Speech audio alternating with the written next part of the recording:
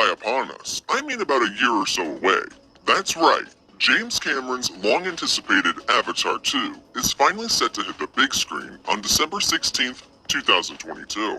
Now I know that this can be a bit of a letdown on account of the fact that the film was more recently set to be released just a few months from now, on December 17th, 2021, but got sadly pushed back yet again.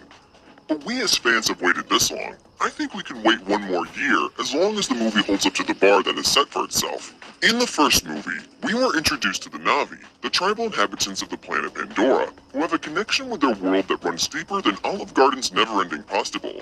The ways of their people were so enchanting that it even turned one of their biggest threats into their biggest assets. As Jake saw who the Na'vi were and how sacred their world was to them, he quickly grew close with them and ended up even referring to them as his people, and the humans as Sky People. While many familiar faces are going to be returning for the sequel, including Jake, we will also be seeing a ton of new Na'vi, including Jake's new family. In fact, there was already a picture released that immediately gained some fame, because it shows the group of young actors and actresses who are going to be responsible for bringing the children in Avatar 2 to life. For instance, we know that Jake is going to have multiple children, and that his eldest child, whose name is said to be Witium, is going to be portrayed by Jamie Flatters. Meanwhile, Britton Dalton is going to be playing Loak, the second-born child, and the youngest, Tukitri, is going to be acted out by the young Trinity Bliss. As soon as the picture featuring them and a few other children surfaced, the world was ecstatic. And with this picture being released, we also got a pretty good amount of information about what we can expect to see in this movie, including an idea of the direction the movie will be going in. We know that the plot of the sequel is going to be set around or involve a second invasion from the RDA, the same greedy mercenaries that sent Jake to spy on the Na'vi. According to the few plot details that have been released to the public, the sequel is set to take place 12 years after the events of the first film, which ended with Jake's consciousness being transferred through the Iwa into his Na'vi avatar permanently. Since then, Jake and Neytiri settled down together and started a family of their own. However, their peaceful lifestyle is uprooted and threatened again when the RDA returns to Pandora once again, looking to conquer the world for its resources. Some are concerned that the plot is going to be too similar to that of the first film, but hopefully, if that's the case, the new characters in Jake's new lifestyle will add enough to the plot to make it feel fresh and new, instead of a rehashing of the first film. Just like in the first movie, the sequel will see Jake and Neytiri doing whatever they must do to ensure the safety of their family as well as their tribe, which supposedly means that they're going to end up leaving their jungle and exploring different lifestyles and regions of Pandora, as well as other tribes that we haven't seen from the original Avatar. Now, even though the plot of the sequel is being closely guarded, the little information they have released has left us expecting to see a lot of new aspects of the Na'vi's culture.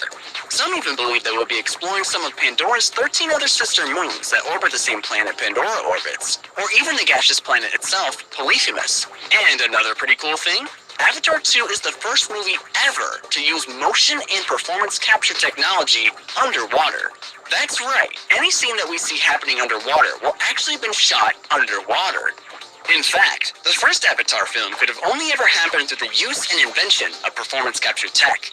There is absolutely no way the movie would have looked as good as it did when it was released in 2009, had they not come out with the technology. The same exact thing can be said for James Cameron's sequel, especially knowing that he planned from the very beginning to explore more of the world around the Na'vi on Pandora that we haven't seen yet. This meant he would need some newer upgraded technology to bring his ideas to life. And one of the main environments that he wanted to explore was an underwater ecosystem. And from the very beginning, he was against using CGI to create the world that he wanted the audience to see.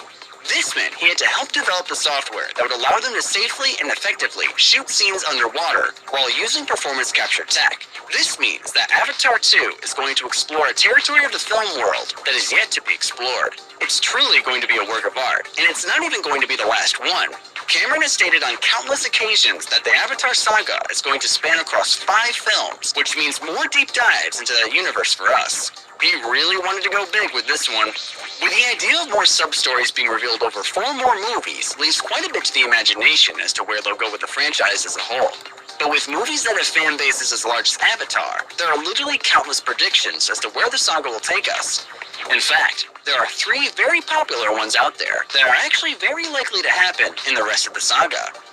Humans would come back and reinvade Pandora. The prediction goes that for some reason, Earth is no longer a viable source to live on. Something that scientists in real life are beginning to predict is that at some point in the future, Earth is no longer going to be inhabitable by humans. There are many different reasons that could cause this outcome.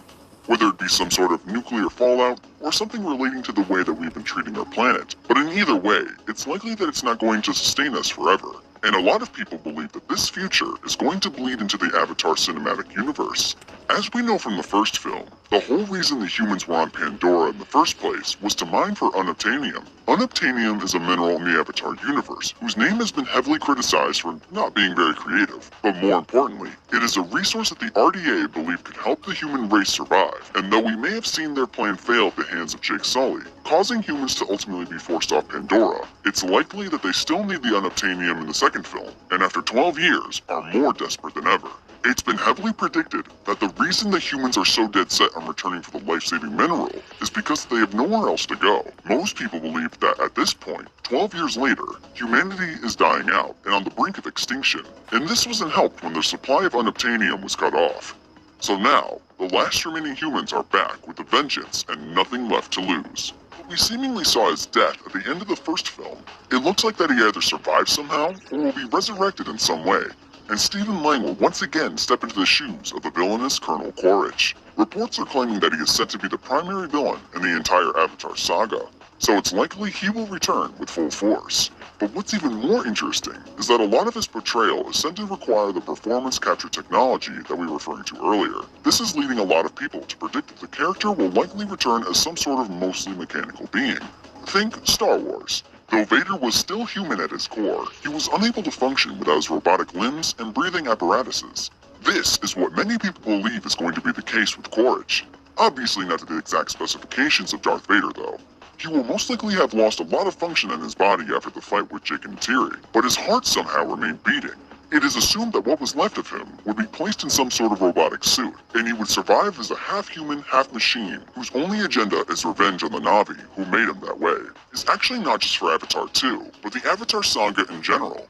A lot of people are acknowledging how many different storylines you can fit into a franchise spanning across 5 films, and a lot of fans are hoping that they don't keep reusing the same antagonists and plot lines throughout the series. Lucky for them, it's likely and heavily predicted that the humans will not be the only threat to Pandora and the Na'vi throughout the series, and people are thinking that since the different Na'vi clans don't usually associate with one another, it's likely that not all the varying tribes share the same ideals. What's cool about this is that it's leading fans of Avatar to predict 2 concepts for the future of the film. One of which is that a hostile tribe somehow falls under the influence of Colonel Quaritch and ends up becoming a serious threat for Jake, Neytiri, and their people. Another reason that a different tribe of Na'vi might turn against Jake is simply because he wasn't born a Na'vi. Sure, he is a full-blown member of their species now, but he was originally a human, and it wouldn't be uncommon for another tribe to find him and his family not to be pure. This could lead to a clash and conflict among the Na'vi themselves. The other major prediction in terms of an exterior threat might not even come from Pandora itself. Some people believe that the threat caused by the RDA might prove to be too serious, and little do the humans know, is that the Na'vi could potentially use the human space travel technology to escape Pandora, since they now have a former human, Jake Sully, on their side. This would give us a chance to explore the 13 other moons around Polyphemus, which is something that a lot of audience members are really hoping for.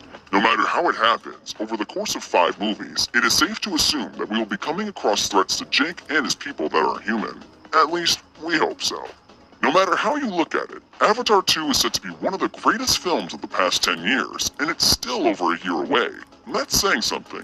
In terms of anticipation, it's clear fans have been waiting for what feels like forever for the sequel to its 2009 predecessor, but it's going to be worth the wait to see all of what Pandora has in store for us. But what do you guys think? What do you want to see throughout the Avatar saga? Let us know in the comments.